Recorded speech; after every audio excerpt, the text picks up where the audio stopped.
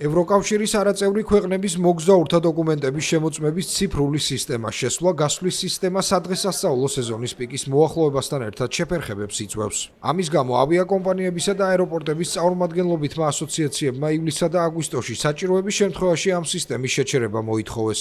ევროკომისიამ განაცხადა, რომ უახლოეს დღეებში ინდუსტრიის წარმომადგენლებს შეხვდება. ყველაფერს ვაკეთებთ ევროკავშირის არაწევრი ქვეყნების მოგზაურებზე ზემოქმედების შესამცირებლად. ევროკავშირის აეროპორტების დიდ ნაწილში ეს გავლენა მართლაც შეზღუდულია და იმ შემთხვევაში, თუ წევრი სახელმწიფოები ვერ უზრუნველყოფენ საჭირო ოპერატიულ შესაძლებლობებს, რაც ნიშნავს საკმარისი რაოდენობის სასაზღვრო დაცვის თანამშრომლების, შესაბამისი ინფრასტრუქტურისა და ავტომატიზებული სასაზღვრო კონტროლის გადაწყვეტილებების ჩართვას, კომისია დაეხმარება მათ და ავიაციის ინდუსტრიას მხარს დაუჭერს ახალი სისტემის დანერგვაში. შესვლა-გასვლის სისტემა, რომელიც სრულად აპრილში ამოქმედა, ამჟამად შენგენის ზონის 29 ქვეყნის სახმელეთო საზღვაო და საჰაერო გარესაზღვრებზე მოქმედებს.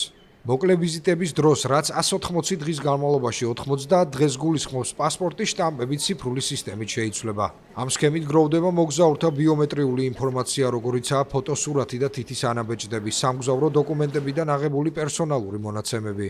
სისტემა მიზნად ისახავს სასაზღვრო შემოწმების დაჩქარებასა და არალეგალური მიგრაციის თავიდან აცილებას. თუმცა რეფორმამ აეროპორტებსა და ავიაკომპანიებში გამოიწვია ოპერაციული შეფერხებები, რომლებიც ფრენებსა და გადაჯდომაზე დაგვიანებას გულისხმობს.